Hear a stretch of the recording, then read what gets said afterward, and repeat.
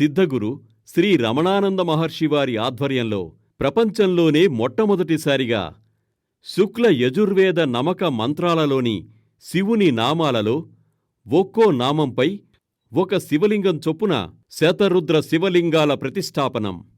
రమణేశ్వరంలో ఇప్పటికే 3 అడుగుల బంగారు శివలింగం, 9 అడుగుల పంచలోహ శ్రీచక్రంతో పాటు 2000 శివలింగాలు, సహస్రాది శ్రీచక్రాలు, అనేక అమ్మవారి విగ్రహాలు శాస్త్రోక్తంగా ప్రతిష్ఠించబడి నిత్యం అభిషేకాలు, నైవేద్యాలు అందుకుంటున్నాయి.